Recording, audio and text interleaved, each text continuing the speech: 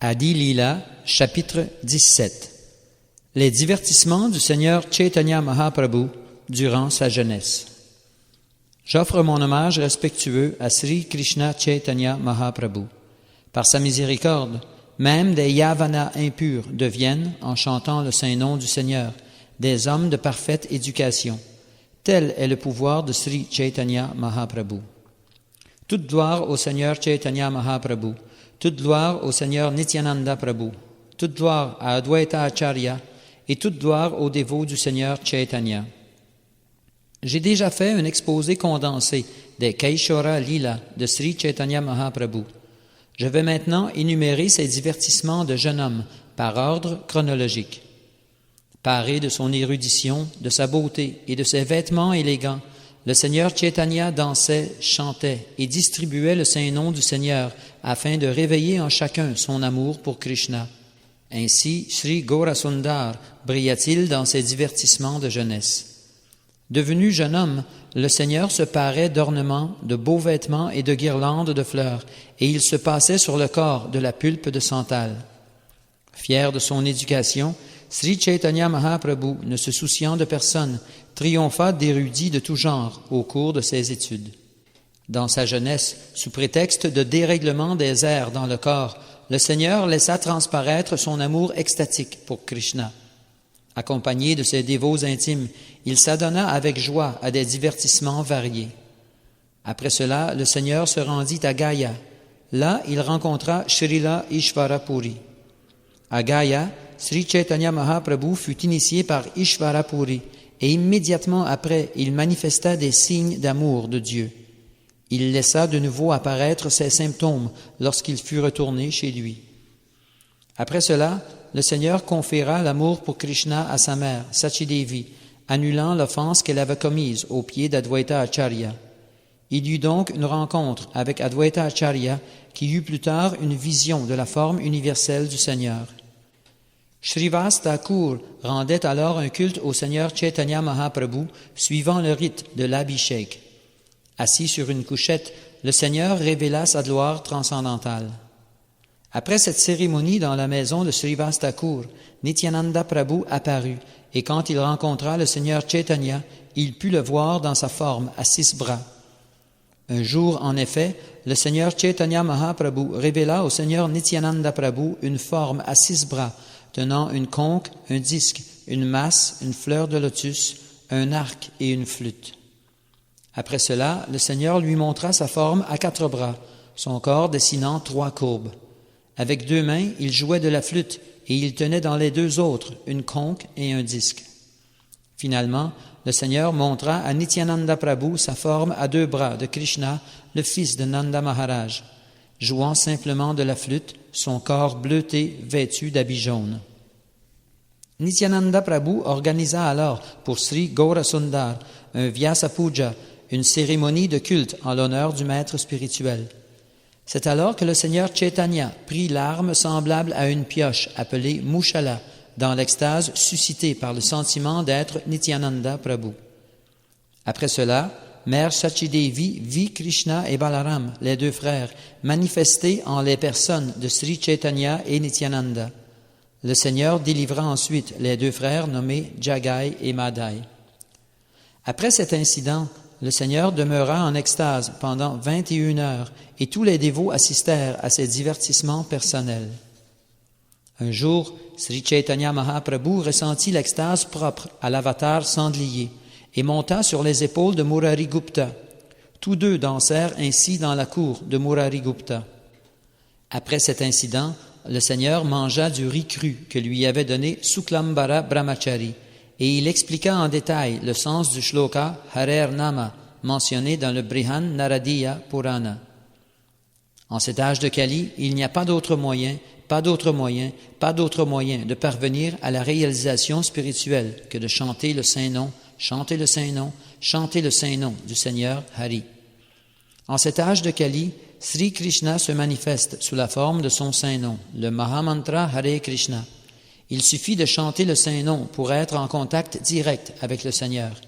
Quiconque agit ainsi est sûr d'être délivré.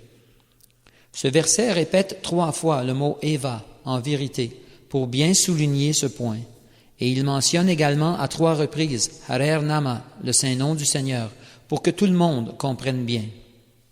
L'emploi du mot Kevala, seulement, interdit toute autre voie, telle que la recherche du savoir, la pratique du yoga mystique et l'accomplissement d'austérité et d'activités intéressées. Ce verset dit clairement que quiconque suit une autre voie ne peut être délivré. Voilà la raison de cette triple répétition, rien d'autre, rien d'autre, rien d'autre, qui met l'accent sur la véritable méthode de réalisation spirituelle. Pour toujours chanter le Saint-Nom, il faut être plus humble qu'un brin d'herbe sur le chemin et dénué de tout désir d'honneur personnel, mais il faut offrir à autrui tous ses respects. Le dévot qui chante le Saint-Nom du Seigneur doit apprendre à être tolérant comme un arbre. Même si on le réprimande, si on le châtie, il ne doit rien répondre en représailles. Car même si l'on abat un arbre, jamais il ne protestera, et même s'il se dessèche et meurt, il ne demandera de l'eau à personne. Ainsi, le Vaishnav ne doit-il rien demander à qui que ce soit.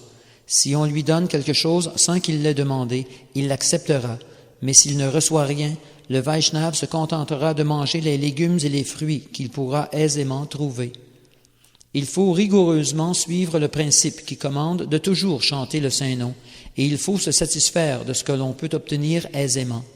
Ce comportement dévotionnel assure une base solide au service dévotionnel. Celui qui s'estime plus insignifiant qu'un brin d'herbe, qui se montre plus tolérant qu'un arbre, qui ne prétend à aucun honneur et demeure toujours disposé à présenter ses respects à autrui, celui-là peut très aisément chanter le Saint-Nom du Seigneur. Les bras levés, je déclare, écoutez-moi, je vous prie, enfilez ce verset sur le fil du Saint-Nom et portez-le autour du cou pour toujours vous en souvenir. L'on doit strictement suivre les principes que le Seigneur Chaitanya Mahaprabhu donne dans ce verset. Celui qui suit simplement l'exemple du Seigneur Chaitanya et des Goswamis est sûr de parvenir au but ultime de la vie, les pieds pareils au lotus de Sri Krishna. Pendant une année entière, dans la maison de Srivas Thakur, Sri Chaitanya Mahaprabhu conduisit régulièrement, chaque nuit, le chant collectif du Mahamantra Hare Krishna. Ces kirtans extatiques se déroulaient les portes closes afin que les incroyants qui venaient se moquer ne puissent entrer. Les incroyants se consumaient et mouraient presque d'envie. Pour se venger, ils complotèrent contre Srivas Thakur. Une nuit, pendant que les dévots faisaient un kirtan dans la maison de Srivas Thakur, le chef des incroyants, un brahmana du nom de Gopal Chapala, qui avait la parole facile et un langage très rude, plaça tous les articles de culte requis pour adorer la déesse Durga devant la porte de Srivas Thakur. Sur la partie supérieure d'une feuille de bananier, il plaça des articles de culte tels qu'une Oda Pula, du curcuma, du vermillon, du bois de santal rouge et du riz. Il posa un pot de vin à côté, et quand Srivas Thakur ouvrit sa porte le lendemain matin, il vit tout cela. Srivas Thakur fit venir tous les gens respectables du voisinage et s'adressa à eux en souriant. « Messieurs, toutes les nuits j'adore la déesse Bhavani. Tous les articles requis pour ce culte sont réunis ici, et par conséquent, vous tous, brahmanas respectables et membres des castes supérieures, pouvez comprendre ma position. » Tous les hommes respectables qui étaient réunis s'exclamèrent alors « Qu'est-ce à dire? Mais qu'est-ce à dire? Qui a pu faire une chose pareille? Qui est ce vil pécheur? » Ils firent venir un balayeur, Adi, qui jeta au loin tous les articles de culte et nettoya l'endroit avec un mélange d'eau et de bouse de vache. 3 jours plus tard, la lèpre frappa Gopal Chapala et du sang se mit à suinter des plaies qui couvraient son corps. Dévoré par les insectes dont son corps était constamment couvert, Gopal Chapala endurait des souffrances intolérables. Son corps entier se consumait de douleur. Comme la lèpre est une maladie infectieuse, Gopal Chapala quitta le village pour aller s'installer sous un arbre au bord du Gange. Un jour cependant, il vit Chaitanya Mahaprabhu passer non loin de là et il s'adressa à lui en ces termes. « Mon cher neveu, je suis considéré comme ton oncle maternel dans notre village. Vois donc à quel point la lèpre m'a sévèrement frappé. Tu es une manifestation de Dieu qui délivre d'innombrables âmes déchues. Je fais partie moi aussi de ces âmes déchues extrêmement malheureuses. Veuille me délivrer par l'effet de ta miséricorde. » À ces mots, Chaitanya Mahaprabhu se mit en apparence très en colère, et c'est dans cette humeur qu'il lui adressa des paroles de réprimande. « Ô vil pécheur, envieux des purs dévots du Seigneur, je ne te délivrerai pas. Au contraire, je te ferai dévorer par cette vermine pendant des millions d'années. Tu as fait croire que Srivas Thakur avait rendu un culte à la déesse Bhavani. Pour cette seule offense, tu devras croupir en enfer pendant 10 millions de vies. Je suis descendu en ce monde afin d'anéantir les êtres démoniaques, Pachandi, et de prêcher ensuite le culte du service dévotionnel. » Ayant ainsi parlé, le Seigneur alla se baigner dans le Gange, tandis que ce pécheur restait en vie, mais pour continuer de souffrir. Quand Sri Chaitanya se rendit à Jagannath Puri après avoir adopté l'ordre du renoncement, puis revint au village de Kuliya, ce pécheur s'abandonna à ses pieds pareil au lotus. Le Seigneur se montra miséricordieux à son égard et lui donna des instructions salutaires. « Tu as commis une offense aux pieds pareils au lotus de Srivas Thakur, dit le Seigneur. Tu dois tout d'abord aller le voir pour implorer sa miséricorde. S'il te donne ses bénédictions et si tu ne commets plus de tels péchés, tu seras alors affranchi de leur réaction. » Le brahmana, Gopal Chapala, se rendit alors auprès de Srivas Thakur et l'implora de lui accorder refuge à ses pieds pareils au lotus. Par la miséricorde de Srivas Thakur, il fut délivré de toutes les réactions dues à ses péchés. Un autre brahmana vint également voir le kirtan, mais comme la porte était fermée, il ne put entrer dans la pièce. Il retourna chez lui mécontent, mais le jour suivant, il rencontra le Seigneur Chaitanya au bord du Gange et lui parla. Ce brahmana était fort habile à parler durement et à maudire autrui. C'est ainsi qu'il rompit son cordon sacré et s'écria « Je vais maintenant te maudire, car ta façon d'agir m'a fait beaucoup de peine. » Le brahmana lança au Seigneur cette malédiction. « Tu seras privé de tout bonheur matériel. » En entendant ces paroles, le Seigneur ressentit une grande joie. Quiconque entend avec foi le récit de cette malédiction lancée par un brahmana contre le Seigneur Chaitanya est affranchi de toutes les malédictions brahmaniques. Sri Chaitanya Mahaprabhu bénit Mukunda Datta en le punissant et fit ainsi disparaître tout son désespoir. Le Seigneur Chaitanya témoignait du respect à Advaita Acharya comme s'il était son maître spirituel, mais ce comportement affligeait beaucoup Advaita Acharya Prabhu. Il se mit donc bizarrement à disserter sur la voie de la spéculation philosophique, et le Seigneur, dans sa colère, parut lui manquer de respect. Advaita Acharya s'en montra ravi. Le Seigneur en comprit la raison et se sentit quelque peu honteux, mais il accorda ses bénédictions à Advaita Acharya. Murari Gupta était un grand dévot de Sri Ramachandra. Quand le Seigneur Chaitanya entendit de sa bouche les gloires de Sri Ramachandra, il écrivit aussitôt sur son front « Ramdas, le serviteur éternel de Sri Ramachandra ». Un jour, après un kirtan, le Seigneur Chaitanya Mahaprabhu se rendit à la maison de Sridhar et but de l'eau contenue dans son pot de fer abîmé. Il accorda alors sa bénédiction à tous les dévots selon leurs désirs. Après cet incident, le Seigneur bénit Haridas Thakur et annula l'offense de sa mère dans la demeure d'Advaita Acharya. Un jour que le Seigneur expliquait les gloires du Saint-Nom aux dévots, certains élèves peu avisés de l'auditoire fabriquèrent leur propre interprétation. Quand un élève interpréta à sa façon les gloires du Saint-Nom en disant qu'il s'agissait d'une louange exagérée, Sri Chaitanya Mahaprabhu, très mécontent, interdit aussitôt à tout le monde de regarder dorénavant le visage de ses élèves. Sans même enlever ses vêtements, le Seigneur Chaitanya alla se baigner dans le Gange avec ses compagnons. Là, il expliqua les gloires du service dévotionnel. En suivant les voies de la connaissance philosophique spéculative, de l'action intéressée ou du yoga mystique visant à la maîtrise des sens, on ne peut satisfaire Krishna, le Seigneur suprême. Seul le pur service dévotionnel offert à Krishna le satisfait. Dieu, la personne suprême, Krishna, dit « Mon cher Uddhava, que ce soit par la pratique de l'Ashtanga Yoga, le yoga mystique visant à la maîtrise des sens, par la voie du monisme impersonnel ou une étude analytique de la vérité absolue, par l'étude des Védas, par la pratique des austérités, par la charité ou par l'adoption du sannyas, on ne peut me satisfaire autant qu'en me servant avec une dévotion pure. » Le Seigneur Chaitanya complimenta alors Murari Gupta en disant « Tu as satisfait Sri Krishna. » À ces mots, Murarigupta cita un verset du Srimad Bhagavatam. « Je ne suis qu'un Brahma Bandhu, pécheur et misérable, dépourvu de qualité brahmanique, malgré ma naissance dans une famille de brahmanas. Tandis que toi, Seigneur Krishna, tu es le refuge de la déesse de la fortune. Il est donc simplement merveilleux, mon cher Seigneur Krishna, que tu m'aies étreint dans tes bras. » Un jour, le Seigneur se livrait au Sankirtan avec tous ses dévots, et lorsqu'ils furent très fatigués, ils s'assirent. Le Seigneur planta alors dans la cour un noyau de mangue qui germa aussitôt, et un arbre se mit à pousser. Sous le regard de tous ceux qui étaient présents, l'arbre atteignit sa pleine maturité, se couvrant de fruits bien mûrs. Tout le monde était émerveillé. Le Seigneur cueillit aussitôt environ 200 fruits, et après les avoir lavés, il les offrit à Krishna. Les fruits étaient rouges et jaunes, sans noyau ni peau, et un seul d'entre eux suffisait à remplir instantanément l'estomac d'un homme. Voyant la qualité des mangues, le Seigneur fut très content. Il en mangea d'abord une, puis en donna à tous les autres dévots.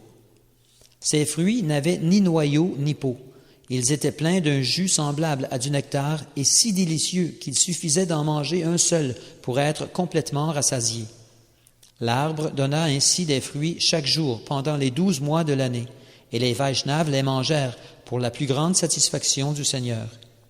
Ce sont là des divertissements confidentiels du fils de Sachi. À part les dévots, nul ne connaît cette histoire. Le Seigneur se livrait au Sankirtan chaque jour, et chaque jour, à la fin du Sankirtan, pendant 12 mois, les dévots firent un festin de mangue.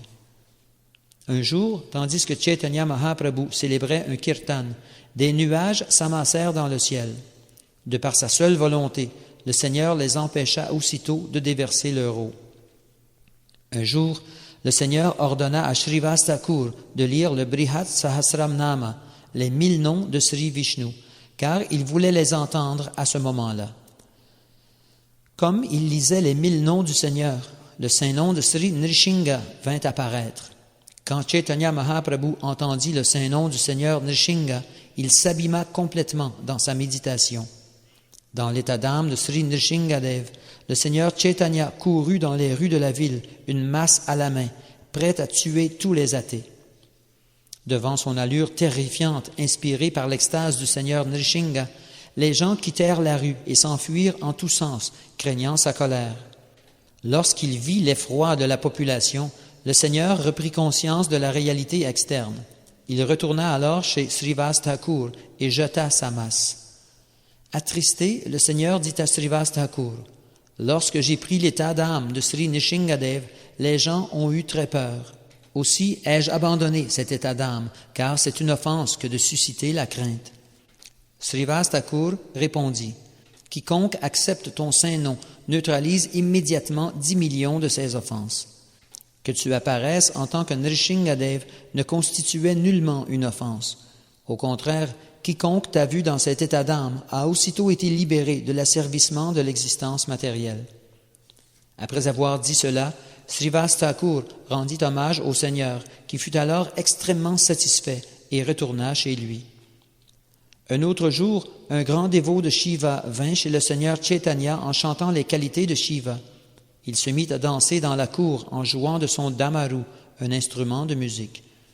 Adoptant l'état d'âme de Shiva, le Seigneur Chaitanya monta alors sur les épaules de l'homme et tous deux dansèrent longtemps ainsi. Un autre jour, un mendiant se présenta à la maison du Seigneur pour demander l'aumône, mais quand il vit le Seigneur danser, il se mit lui aussi à danser. Il dansa avec le Seigneur car il avait reçu la grâce de l'amour pour Krishna. Il se laissa ainsi porter par les doux flots de l'amour de Dieu. Un autre jour vint un astrologue qui était censé tout connaître du présent, du passé et de l'avenir. Sri Chaitanya Mahaprabhu le reçut avec le plus grand respect et lui posa cette question. « S'il te plaît, révèle-moi qui j'étais dans ma vie précédente, dit le Seigneur. Dis-le-moi, je te prie, grâce à tes calculs astrologiques. » Sur ces paroles du Seigneur, l'astrologue commença immédiatement ses calculs. Grâce à ses calculs et à sa méditation, l'astrologue omniscient vit le corps infiniment lumineux du Seigneur, le refuge de l'infinité des planètes Vaikunta. Lorsqu'il vit que le Seigneur Chaitanya Mahaprabhu était lui-même la vérité absolue, le Brahman suprême, Dieu en personne, l'astrologue fut plongé dans la confusion. Frappé de stupeur, l'astrologue demeura silencieux, incapable de prononcer une parole. Mais quand le Seigneur lui reposa la question, il répondit ainsi. « Mon Seigneur, dans ta vie précédente, tu étais le refuge de toute création, Dieu en personne, riche de toutes les perfections. Comme dans ta vie précédente, tu es maintenant cette même personne divine. Ton identité est celle d'un inconcevable bonheur éternel. » Tandis que l'astrologue parlait de lui en termes si révérencieux, Sri Chaitanya Mahaprabhu l'arrêta et se mit à sourire. « Mon cher Brahmana, dit-il, je pense que tu ne sais pas très clairement ce que j'étais, car je sais que dans ma vie précédente, j'étais un jeune pâtre. Dans ma vie précédente, je naquis dans une famille de pâtres et je donnais protection aux veaux et aux vaches. Grâce à ces activités pieuses, je suis maintenant devenu le fils d'un Brahmana. » L'astrologue dit, « Ce que j'ai vu en méditation resplendissait de gloire, et j'ai donc été troublé. Je suis certain que ta forme et celle que j'ai vue dans ma méditation sont identiques. Si j'y vois quelque différence, c'est par l'effet de ton énergie d'illusion. » L'astrologue omniscient dit en conclusion, « Quoi que tu puisses être ou qui que tu puisses être, je t'offre mon hommage respectueux. » De par sa miséricorde sans cause, le Seigneur lui conféra alors l'amour de Dieu, le récompensant ainsi pour son service. Un jour, le Seigneur s'assit dans l'entrée d'un temple de Vishnu et se mit à crier très fort, « Apportez du miel, apportez du miel !» Comprenant l'état d'âme extatique de Sri Chaitanya Mahaprabhu, Nityananda Prabhu Gosai lui apporta symboliquement une cruche d'eau du Gange qu'il plaça devant lui. Après avoir bu l'eau, le Seigneur Chaitanya entra dans une telle extase qu'il se mit à danser. Tous virent ainsi le divertissement au cours duquel le Seigneur attire à lui la Yamuna. Tandis que le Seigneur, dans son extase de Baladev, se comportait comme si le breuvage l'avait enivré, Advaita Acharya, le chef des Acharyas, Acharya Shekhara, le vit sous la forme de Balaram. Vanamali Acharya vit une pioche en or dans la main de Balaram, et tous les dévots se réunirent pour danser, transportés d'extase.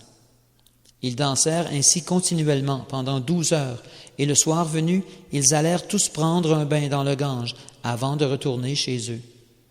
Le Seigneur ordonna à tous les habitants de Navadvip de chanter le mantra Hare Krishna, et chaque foyer se mit à pratiquer régulièrement le Sankirtan.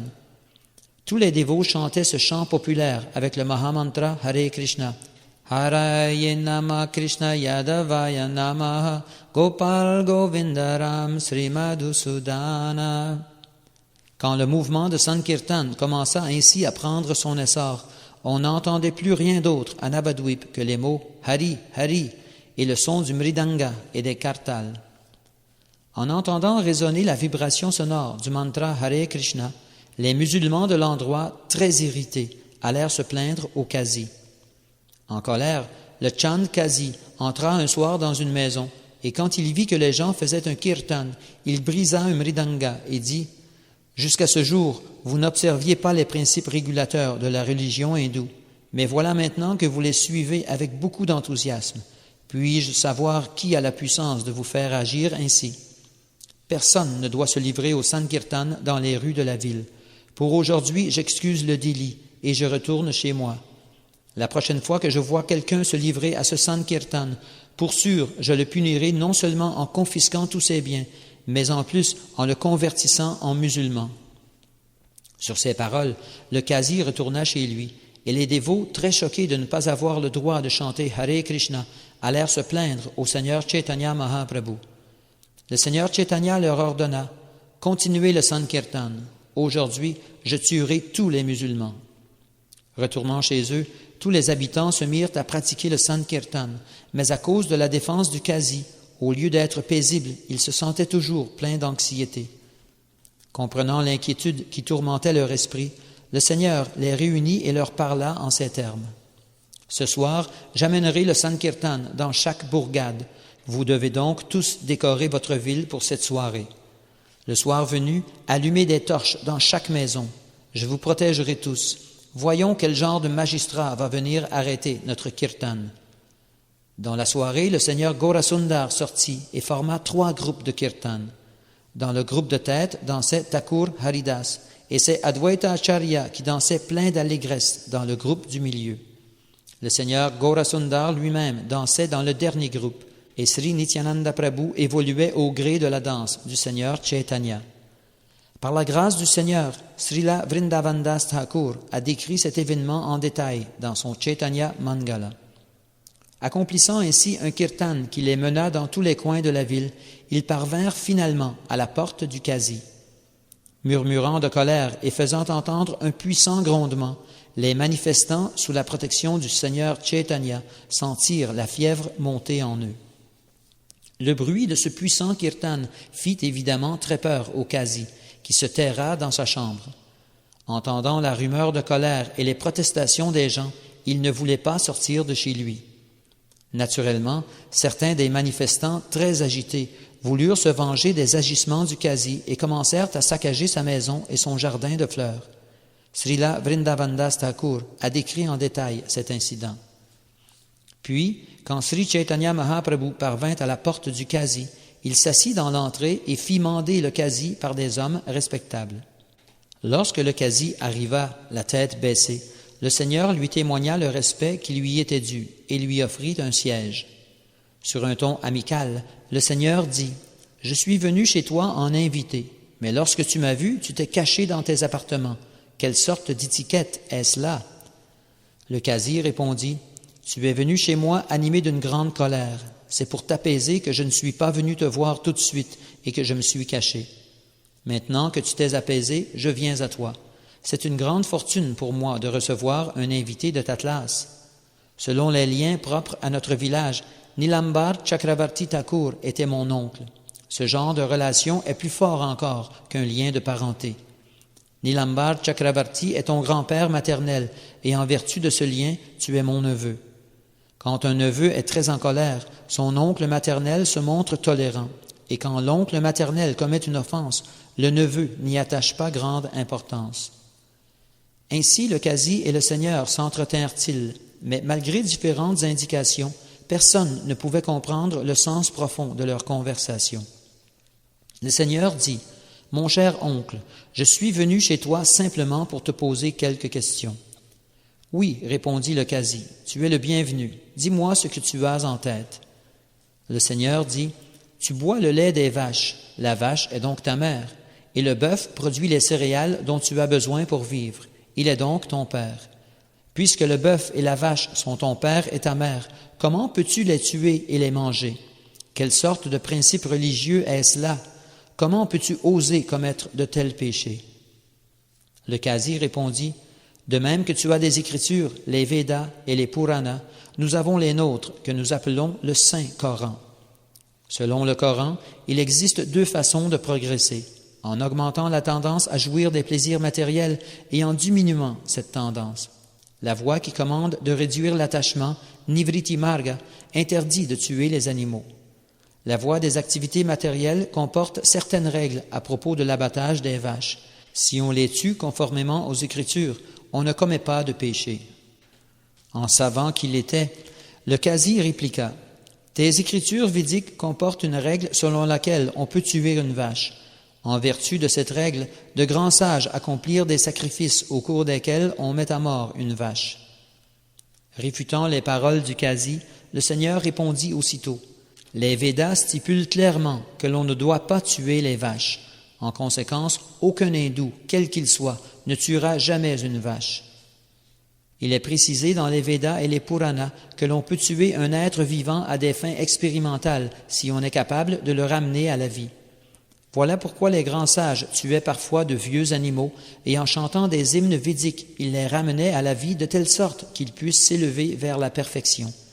Lorsqu'ils tuaient ces vieux animaux invalides et les ranimaient à la vie tout rajeunis, il ne s'agissait pas vraiment de les tuer, mais de les faire bénéficier de conditions bien meilleures. Il existait jadis de puissants brahmanas qui pouvaient faire de telles expériences en faisant appel aux hymnes védiques. Mais aujourd'hui, à cause du Kali Yuga, les brahmanas n'ont plus ce pouvoir. Aussi est-il interdit de tuer les vaches et les bœufs pour les ramener à la vie rajeunie. En cet âge de Kali, 5 coutumes sont interdites. Immoler un cheval en sacrifice, immoler une vache en sacrifice, adopter l'ordre du sannyas, faire des offrandes de chair aux ancêtres et concevoir des enfants avec la femme de son frère. Puisque vous, les musulmans, vous ne pouvez ramener à la vie les animaux que vous tuez, vous êtes responsables de leur mort. Vous allez donc en enfer sans aucune chance de salut. Ceux qui tuent une vache sont condamnés à croupir en enfer pendant autant de milliers d'années qu'il y a de poils sur le corps de cette vache. Vos écritures comportent beaucoup d'erreurs et d'aberrations. Ceux qui les ont compilées, ne connaissant pas l'essence du savoir, ont donné des instructions contraires à la raison et à la logique. Lorsqu'il eut entendu ces paroles de Sri Chaitanya Mahaprabhu, le Qazi demeura interdit et ne sut rien répondre. Après mûre réflexion, il accepta sa défaite et parla en ces termes. « Mon cher Nimai Pandit, ce que tu as dit est parfaitement vrai. Nos écritures sont de date récente et elles manquent certes de logique et de philosophie. Je sais que nos écritures regorgent de concepts imaginaires et erronés. Néanmoins, parce que je suis un musulman, je les accepte au nom de ma religion, malgré leurs fondements insuffisants. Les raisonnements et les arguments que l'on trouve dans les écritures des mangeurs de viande ne sont pas très profonds ni très solides, conclut le Qazi. Lorsque Sri Chaitanya Mahaprabhu entendit le Qazi prononcer ces paroles, il sourit et lui posa la question suivante. « Mon cher oncle maternel, je voudrais te poser une autre question. Dis-moi la vérité, je te prie. N'essaie pas de me tromper avec des faux fuyants.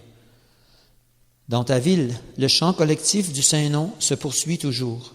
Le bruit des instruments de musique, des chants et des danses y résonne constamment avec force.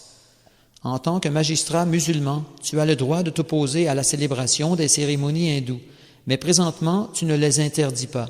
Je ne comprends pas pourquoi. » Le Qazi dit, « Tout le monde te nomme Gaurahari. Permets que je t'appelle par ce nom. Écoute-moi, je t'en prie, ô Gaurahari. Si tu viens dans un endroit solitaire retiré, je t'expliquerai pourquoi. » Le Seigneur répondit, « Tous ces hommes sont mes compagnons intimes. Tu peux parler ouvertement, tu n'as rien à craindre d'eux. » Le Qazi dit, « Lorsque j'ai cassé un tambour chez un hindou et que j'ai interdit la célébration du chant collectif, cette même nuit, j'ai vu dans mes rêves un lion effrayant qui rugissait très fort. Il avait le corps d'un être humain et la tête d'un lion. Tandis que je dormais, le lion bondit sur ma poitrine avec un rictus féroce et en faisant grincer ses crocs. Posant ses griffes sur ma poitrine, le lion dit sur un ton sévère, « Je vais immédiatement te déchirer la poitrine, comme tu as brisé le mridanga. Tu as interdit la célébration de mon chant collectif. Je dois donc te faire périr. » Terrifié, je fermai les yeux et me mis à trembler. Lorsqu'il vit mon effroi, le lion dit, « Je t'ai imposé cette défaite à seule fin de t'enseigner une leçon, mais je dois me montrer miséricordieux envers toi. Ce jour-là, tu n'as pas causé trop d'ennuis. C'est la raison pour laquelle je t'ai pardonné et je ne t'ai pas ôté la vie. Mais si tu recommences à agir ainsi, je ne me montrerai pas tolérant. Cette fois-ci, je te tuerai avec toute ta famille et tous les mangeurs de viande. » Après avoir prononcé ces paroles, le lion s'en alla, mais j'avais très peur de lui. Vois donc sur ma poitrine les marques de ses griffes. Après ce récit, le Qazi montra sa poitrine. Toutes les personnes qui l'avaient écouté et qui virent les marques acceptèrent l'authenticité de cette histoire extraordinaire. Le Qazi poursuivit. Je ne dis mot de cet incident à personne, mais ce même jour, l'un de mes officiers d'ordonnance vint me voir. Après s'être avancé, ce soldat me dit « J'étais allé arrêter le chant collectif quand des flammes m'ont soudainement jailli au visage. J'ai eu la barbe brûlée et les joues couvertes de tloques. Tous les autres soldats qui ont voulu y aller ont fait le même récit. Voyant cela, j'ai eu très peur. Je leur ai demandé de ne pas arrêter leur chant collectif, mais de rester tranquillement chez eux. Tous les mangeurs de viande vinrent alors me soumettre une pétition en se plaignant. Après cet ordre, le chant collectif va se dérouler constamment et sans restriction dans la ville. De cette manière, la religion des hindous va prendre de l'ampleur sans que rien ne l'arrête. Nous n'entendons plus que des Hari, Hari qui résonnent constamment. » L'un d'eux ajouta, « Les hindous disent Krishna, Krishna, et ils sourient, pleurent, dansent, chantent et se roulent dans la poussière. Lorsqu'ils lancent leur Hari Hari, les hindous font beaucoup de bruit. Si le roi, Patasaha, entend ce vacarme, il te punira certainement. » J'ai alors demandé à Sayavana, « Je sais qu'il est dans la nature des hindous de dire Hari Hari. Les hindous chantent le nom de Hari, car c'est le nom de leur Dieu. Mais vous êtes des mangeurs de viande musulmans. Pourquoi répétez-vous sans cesse le nom de Dieu des hindous? » L'un des mangeurs de viande répondit, « Je plaisante parfois avec les hindous. Certains s'appellent Krishnadas, d'autres Ramdas. D'autres encore s'appellent Haridas. Ils disent toujours Hari Hari, et j'en vins à croire qu'ils allaient voler les gens chez eux. Depuis ce moment-là, je n'arrête pas non plus de dire Hari Hari. Je n'ai aucun désir de prononcer ce mot, mais je ne peux retenir ma langue. Je ne sais pas quoi faire. » Un autre mangeur de viande dit, « S'il vous plaît, écoutez-moi. Depuis le jour où j'ai plaisanté ainsi avec des hindous, ma langue prononce l'hymne Hare Krishna sans pouvoir s'arrêter. J'ignore quels hymnes occultes et quelles plantes magiques ces hindous connaissent. » Après avoir entendu tout cela, je renvoyai chez eux tous ces mlechas. 5 ou 6 hindous infidèles vinrent alors me voir. S'adressant à moi, les hindous se plaignirent en ces termes. Nimai Pandit a brisé les principes religieux hindous. Il a introduit le système du Sankirtan, dont nous n'avons jamais entendu parler dans quelque écriture que ce soit. Lorsque nous veillons toute une nuit pour célébrer les cérémonies religieuses marquant le culte de Mangalachandi et de Vishahari, il est d'usage et tout à fait normal de jouer de la musique, de danser et de chanter. Nimai Pandit était auparavant un très bon garçon, mais depuis son retour de Gaya, il se conduit d'une manière différente. Il chante maintenant très fort toutes sortes de chants en frappant dans ses mains, en jouant du tambour et des cymbales à main, et en faisant un vacarme qui nous assourdit. Nous ignorons ce qu'il mange, qui le rend fou et le fait danser, chanter ou parfois rire, pleurer, tomber, sauter et se rouler par terre. Il a rendu tous les gens de la ville quasiment fous en se livrant constamment aux chants collectifs. La nuit, nous ne pouvons pas dormir. Il nous fait continuellement veiller. Il a maintenant abandonné son véritable nom de Nimai pour se faire appeler Gaurahari. Il a dénaturé les principes religieux hindous et introduit les principes irréligieux des infidèles.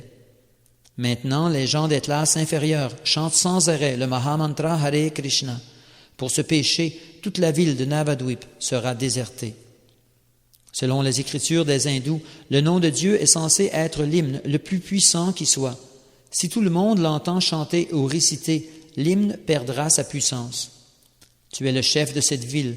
Tous ses habitants, hindous ou musulmans, se trouvent sous ta protection. Appelle donc Nimai Pandit et fais-lui quitter la ville. Le Chandkazi continua. Après avoir écouté leurs plaintes, je leur ai dit aimablement, « Retournez donc chez vous, je vous en prie. Ne vous inquiétez pas, je vais interdire à Nimai Pandit de poursuivre son mouvement Hare Krishna. Je sais que Narayan est le Dieu suprême des hindous, et je pense que tu es ce même Narayan.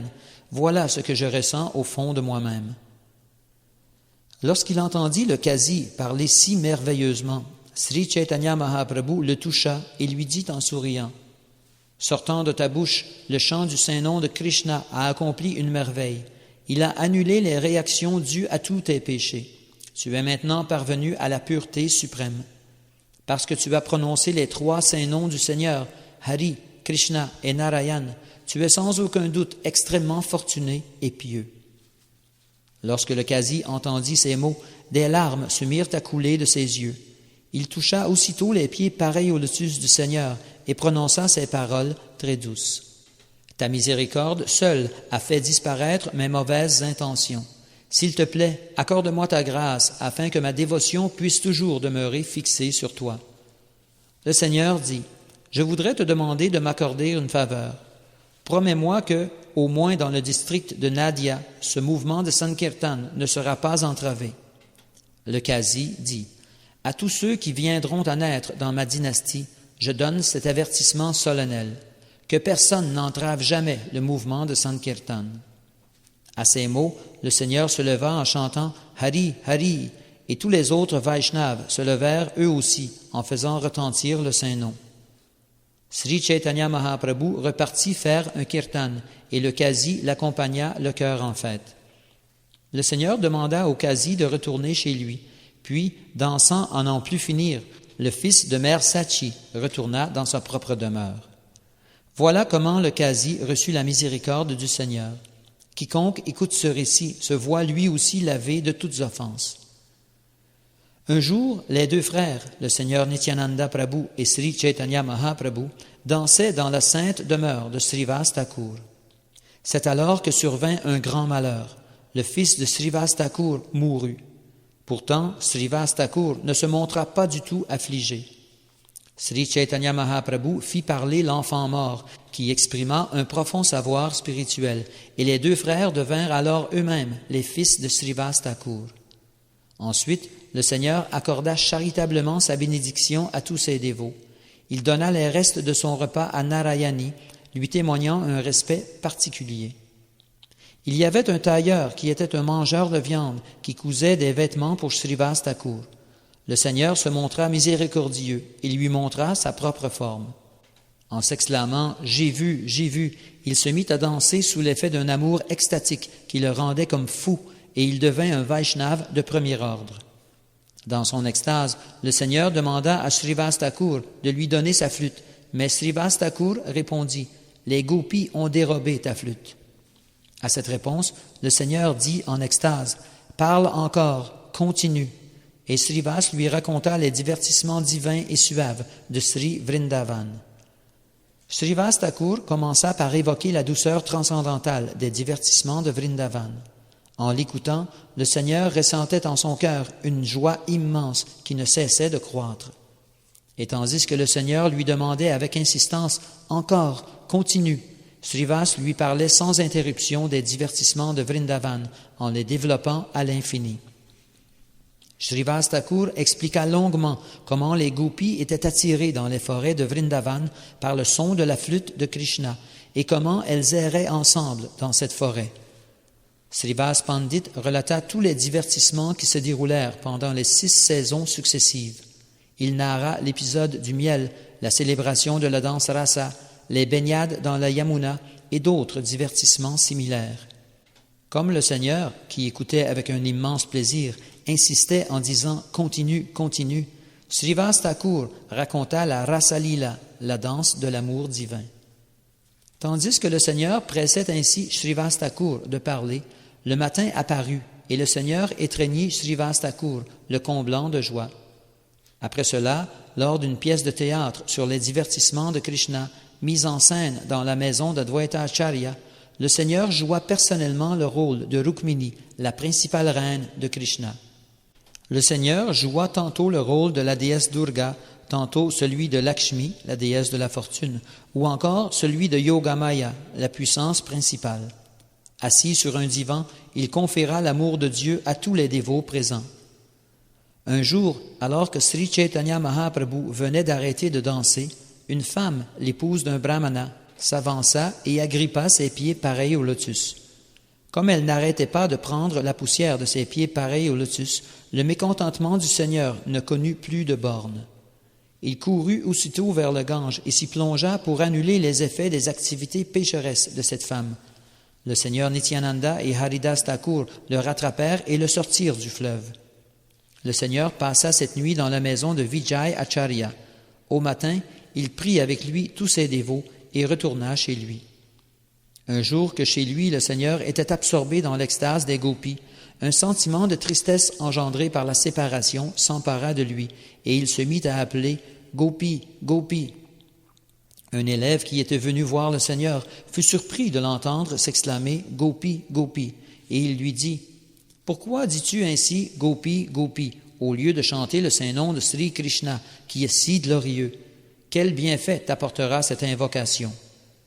Lorsqu'il entendit les paroles de ce sot, le Seigneur, très en colère, adressa toutes sortes de reproches à Sri Krishna.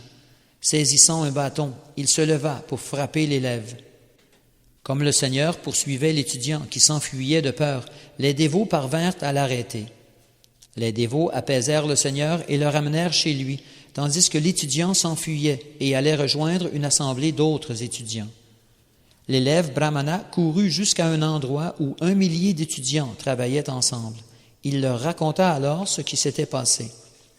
Lorsqu'ils apprirent cet incident, tous les étudiants furieux s'unirent pour critiquer le Seigneur. Nimai Pandit, à lui seul, a pollué toute la région, protestèrent-ils. Il veut frapper un brahmana de caste. Il n'a aucune peur des principes religieux. S'il recommence à agir d'une façon aussi ignominieuse, nous ne manquerons pas d'user de représailles et de lui rendre ses coups. Pour qui se prend-il pour nous reprendre de cette façon? Comme les étudiants critiquaient ainsi à l'unisson Sri Chaitanya Mahaprabhu, leur intelligence se pollua. Bien qu'ils fussent des érudits, à cause de cette offense, l'essence du savoir ne se manifesta pas en eux. Mais l'orgueilleuse communauté étudiante ne voulut pas se soumettre. Au contraire, les étudiants parlèrent partout de l'incident. Par ailleurs, ils critiquaient partout le Seigneur. De par son omniscience, le Seigneur Chaitanya Mahaprabhu avait conscience de la bassesse de ses étudiants. Il se retira donc chez lui pour réfléchir à la manière de les sauver. Tous les prétendus professeurs et hommes de science, ainsi que leurs élèves, suivent généralement la voie des principes régulateurs de la religion, des actes intéressés et des austérités, pensa le Seigneur. Mais en même temps, ils blasphèment et se conduisent en scélérats. Si je ne les pousse pas à s'engager sur la voie du service dévotionnel, aucun d'eux n'y parviendra à cause de l'offense qu'ils commettent en blasphémant. Je suis venu délivrer toutes les âmes déchues, mais voilà que tout le contraire s'est produit. Comment ces scélérats peuvent-ils être délivrés? Comment les aider? Si ces gredins m'offrent leur hommage, les réactions dues à leurs péchés seront annulées. Et si je les y incite, ils adopteront alors le service dévotionnel. Je dois absolument délivrer toutes ces âmes déchues qui me blasphèment et ne m'offrent pas leur hommage. J'adopterai l'ordre du renoncement, car les gens m'offriront ainsi leur hommage en me regardant comme un sannyasi. D'offrir leur hommage les soulagera de toutes les réactions dues à leurs offenses. Et par ma grâce, le service dévotionnel, bhakti, s'éveillera alors dans leur cœur pur. Tous les mécréants de ce monde peuvent être délivrés par cette méthode. Il n'y a aucune alternative. C'est là l'essence de mon raisonnement. Après avoir pris cette résolution, le Seigneur continua à vivre chez lui. C'est à cette époque que Keshava Bharati arriva dans la ville de Nadia. Le Seigneur lui offrit son hommage respectueux et l'invita chez lui.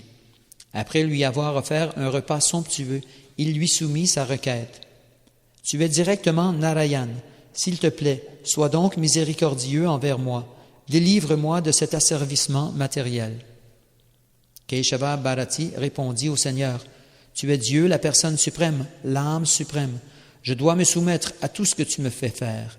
Je ne suis pas indépendant de toi. » Après avoir dit cela, Keshava Bharati, le maître spirituel, repartit dans son village, à Katwa. Le Seigneur Chaitanya Mahaprabhu s'y rendit et reçut l'ordre du renoncement, le sannyas. Quand Sri Chaitanya Mahaprabhu reçut l'ordre du sannyas, 3 personnes se trouvaient avec lui pour s'occuper de tous les détails requis. Il s'agissait de Nityananda Prabhu, de Chandrasekhar Acharya et de Mukunda Datta. J'ai ainsi résumé les événements ayant marqué l'Adi Lila. Srila Vrindavandas Thakur les a relatés en détail dans son Chaitanya Bhagavat. Le même Seigneur suprême qui apparut en tant que fils de mère Yashoda est maintenant apparu en tant que fils de mère Sachi afin de connaître la saveur des 4 sortes d'activités dévotionnelles. Afin de goûter les doux sentiments amoureux que Srimati Radharani éprouve vis-à-vis de Krishna et afin de comprendre le réservoir de plaisir que représente Krishna, Krishna lui-même, en tant que Sri Chaitanya Mahaprabhu, adopta l'état d'âme de Radharani. Le Seigneur Chaitanya Mahaprabhu adopta l'état d'âme des gopis qui prennent Vrajendranandana Sri Krishna pour amant. Il est catégoriquement établi que l'état d'âme extatique des gopis ne peut se manifester qu'avec Krishna et avec personne d'autre. Il a le teint bleuté, il porte une plume de paon sur la tête, une guirlande de gunja et les parures d'un jeune pâtre. Son corps dessine 3 courbes et il porte une flûte à ses lèvres. Si Sri Krishna abandonne cette forme originelle pour assumer une autre forme divine, même très peu différente, il ne peut ainsi susciter l'état d'âme extatique des gopis. Pour s'amuser, Sri Krishna se manifesta un jour sous les traits de Narayan, avec 4 bras victorieux et une très jolie forme. Cependant, la vue de cette forme sublime paralysa les sentiments extatiques des gopis. Un érudit ne peut donc comprendre les sentiments extatiques des gopis qui sont fermement attachés à la forme originelle de Sri Krishna, le fils de Nanda Maharaj. Les merveilleux sentiments des gopis suscités par l'extase du Parama Rasa avec Krishna représentent le plus grand mystère qui soit dans la vie spirituelle. Pendant le printemps, tandis que se déroulait la danse Rasa, Krishna disparut soudainement, indiquant qu'il souhaitait demeurer seul avec Srimati Radharani. Krishna se tenait à l'écart dans un petit bosquet, attendant de voir passer Srimati Radharani. Mais voilà que les gopis arrivèrent sur les lieux, comme une phalange de soldats. « Regardez, dirent les gopis, voyant Krishna de loin. Voilà Krishna, le fils de Nanda Maharaj, dans ce bosquet. » Dès que Krishna vit toutes les gopis, l'émotion le saisit. Il ne put se dissimuler et la peur le figea sur place. Krishna assuma sa forme de Narayan à 4 bras et s'assit. Lorsque toutes les gopis arrivèrent, elles dirent en le voyant, « Ce n'est pas Krishna, c'est Dieu, la personne suprême, Narayan. » Sur ces paroles, elles lui offrirent leur hommage et ses prières respectueuses. « Ô Seigneur Narayan, nous te présentons notre hommage respectueux. Veuille être miséricordieux envers nous. Donne-nous la compagnie de Krishna et fais ainsi disparaître notre affliction. » Sur ces mots, toutes les gopis offrirent leur hommage et se prosternèrent. C'est alors que Srimati Radharani apparut devant le Seigneur Krishna. Quand Sri Krishna vit Radharani, il voulut garder sa forme à 4 bras pour la taquiner. En présence de Srimati Radharani, Sri Krishna ne put s'empêcher de dissimuler ses 2 bras supplémentaires. Il fit de son mieux pour garder visibles ses 4 bras, mais devant elle, il en fut totalement incapable. L'influence de l'extase pure de Radharani est si inconcevablement grande qu'elle contraignit Krishna à reprendre sa forme originale à 2 bras. Avant la danse rasa, Sri Krishna se dissimula dans un bosquet pour s'amuser. Quand les gopis aux yeux de biche arrivèrent, avec son intelligence vive, il montra sa belle forme à 4 bras afin de se dissimuler. Mais quand Srimati Radharani vint à son tour, Krishna ne put conserver ses 4 bras en sa présence. Telle est la gloire merveilleuse de l'amour de Radharani. Nanda Maharaj, le roi de Vrajabhumi, est maintenant Jagannath Mishra, le père de Chaitanya Mahaprabhu, et mère Yashoda, la reine de Vrajabhumi, est maintenant Sachidevi, la mère du Seigneur Chaitanya. Celui qui fut le fils de Nanda Maharaj est maintenant Sri Chaitanya Mahaprabhu, tandis que Baladev, le frère de Krishna, est maintenant Nityananda Prabhu, le frère du Seigneur Chaitanya. Sri Nityananda Prabhu ressent constamment les émotions extatiques d'un père, d'un serviteur et d'un ami. Il assiste toujours Sri Chaitanya Mahaprabhu de cette manière. Sri Nityananda Prabhu donna partout le service d'amour transcendantal et inonda ainsi le monde entier. Personne ne peut comprendre sa personnalité et ses actes. Srila Advaita Acharya Prabhu s'incarna en dévot. Il est situé sur le même plan que Krishna, mais il descendit sur cette terre pour propager le service dévotionnel. Ses émotions naturelles étaient partout sur le plan de la fraternité et du service, mais le Seigneur le traitait parfois comme son maître spirituel.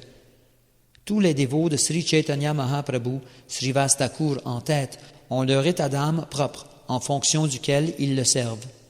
Les compagnons personnels du Seigneur, comme Gadadhar, Swarup Damodar, Ramananda Roy, ainsi que les 6 Goswamis conduits par Rupa Goswami, agissent tous selon leur état d'âme transcendantal respectif. Ainsi, le Seigneur se soumet-il à des natures transcendantales variées. Dans la Krishna Lila, le Seigneur a le teint sombre. Une flûte aux lèvres, il joue au petit pâtre. Cette même personne est maintenant apparue avec un teint clair, agissant tantôt comme un brahmana, tantôt comme un sannyasi. C'est ainsi que le Seigneur lui-même, adoptant l'extase émotionnelle des gopis, dit maintenant au fils de Nanda Maharaj, « Ô maître de ma vie, ô mon cher époux ». Il est Krishna, mais il a néanmoins adopté l'état d'âme des gopis. Comment est-ce possible? C'est là l'inconcevable nature du Seigneur, très difficile à comprendre. On ne peut comprendre les contradictions qui marquent la personnalité du Seigneur Chaitanya par une logique ou un raisonnement matériel. En conséquence, il ne faut pas entretenir de doute à ce sujet, mais seulement essayer de comprendre l'énergie inconcevable de Krishna. Sinon, on ne peut comprendre comment ces contradictions sont possibles. Les divertissements de Sri Krishna Chaitanya Mahaprabhu sont inconcevables et merveilleux. Son extase est merveilleuse, ses qualités sont merveilleuses et son comportement est merveilleux. Celui qui se cantonne à des raisonnements matériels et qui, de ce fait, n'accepte pas cela, ira brûler dans l'enfer du Kumbhipaka. Pour lui, il n'y a pas de délivrance. Tout ce qui transcende la nature matérielle est dit inconcevable, alors que tous les arguments fondés sur la raison appartiennent en ce monde. Puisque les sujets de nature transcendantale demeurent au-delà des raisonnements matériels, on ne doit pas essayer de les comprendre de cette manière. Seul celui qui possède une foi ferme dans les merveilleux divertissements du Seigneur Chaitanya Mahaprabhu peut approcher ses pieds pareils au lotus. Dans cet exposé, j'ai expliqué l'essence de la perfection ultime en matière de dévotion. Quiconque écoute ces propos s'élève au niveau du service dévotionnel pur que l'on offre au Seigneur. Si je répète ce qui est déjà écrit, je pourrai ainsi goûter le sens de cette écriture. Nous pouvons voir dans le Srimad Bhagavatam la démarche de Sri Vyasadeva, son auteur. À la fin de son récit, il répète maintes fois ce qu'il a dit. Je vais donc énumérer les chapitres de l'Adi Lila. Dans le premier chapitre, j'offre mon hommage au maître spirituel, car c'est ainsi que l'on commence une œuvre sous d'heureux auspices. Le deuxième chapitre explique la vérité de Sri Chaitanya Mahaprabhu. Il est Dieu, la personne suprême, Sri Krishna, le fils de Maharaj Nanda. Sri Krishna Chaitanya Mahaprabhu, qui est Krishna lui-même, est maintenant apparu en tant que le fils de Mère Sachi. Le troisième chapitre traite de la cause générale de son apparition. Le troisième chapitre décrit spécifiquement la propagation de l'amour de Dieu. Il expose également la religion de cette ère, qui consiste simplement à répandre le saint nom de Sri Krishna et à faire connaître la voie menant à l'amour de Dieu. Le quatrième chapitre révèle la principale raison de son apparition. Il vient goûter la douceur de son propre service d'amour transcendantal et son propre charme. Le cinquième chapitre traite de la vérité du Seigneur Nityananda Prabhu, qui n'est autre que Balaram, le fils de Rohini. Le sixième chapitre examine la vérité d'Advaita Acharya. Il est une manifestation de Mahavishnu descendu en ce monde. Le septième chapitre présente le Panchatattva, Sri Chaitanya, Prabhu Nityananda, Sri Advaita, Gadadhar et Shrivas. Ils s'assemblent pour donner partout l'amour de Dieu. Le huitième chapitre explique pourquoi sont relatés les divertissements du Seigneur Chaitanya. Il révèle également la grandeur du saint nom de Sri Krishna. Le neuvième chapitre décrit l'arbre à souhait du service dévotionnel. Sri Chaitanya Mahaprabhu lui-même est le jardinier qui le planta. Le dixième chapitre fait connaître les branches et ramifications du tronc principal, ainsi que la distribution de leurs fruits. Le 11e chapitre présente la branche appelée Sri Nityananda Prabhu et le 12e chapitre, la branche appelée Sri Advaita Prabhu. Le 13e chapitre relate la naissance de Sri Chaitanya Mahaprabhu accompagné par le chant du saint nom de Krishna. Le 14e chapitre esquisse les divertissements du Seigneur lorsqu'il était tout petit enfant. Le 15e présente brièvement ses divertissements de petit garçon. Dans le 16e chapitre, j'ai indiqué les divertissements de la période Kaishora, fin de l'enfance et début de l'adolescence. Dans le 17e chapitre, j'ai spécifiquement raconté ces divertissements de jeune homme. Le premier chant, intitulé Adi Lila, traite donc de 17 sujets. 12 d'entre eux constituent la préface de cette œuvre. Après les chapitres de la préface, j'ai décrit les 5 attitudes transcendantales en 5 chapitres. Je les ai expliquées très brièvement, sans m'étendre sur le sujet. Sur l'ordre et par la force de Sri Nityananda Prabhu, Srila Vrindavandas Thakur a relaté en détail dans son Chaitanya Mangal tout ce que je n'ai pas mentionné. Les divertissements de Sri Chaitanya Mahaprabhu sont merveilleux et infinis. Même des personnalités comme Brahma, Shiva et Sheshanaga ne peuvent en trouver la fin. Quiconque raconte ou écoute n'importe quelle partie de ce vaste et profond sujet recevra très rapidement la miséricorde sans cause de Sri Krishna Chaitanya Mahaprabhu. L'auteur présente encore ici le Panchatattva. Sri Krishna Chaitanya, Prabhu Nityananda, Sri Advaita Gadadhar, Srivas et tous les dévots du Seigneur Chaitanya. J'offre mon hommage respectueux à tous les habitants de Vrindavan. Je souhaite placer leurs pieds pareils au lotus sur ma tête en toute humilité. Je souhaite placer les pieds pareils au lotus des Goswamis sur ma tête. Leurs noms sont Sri Svarup Damodar, Sri Rupa Goswami, Sri Sanatan Goswami, Sri Raghunath Das Goswami et Sri Jiva Goswami. Plaçant leurs pieds pareils au lotus sur ma tête, espérant toujours les servir. Krishnadas, moi, narre le Sri Chaitanya Charitamrita en marchant sur leurs traces.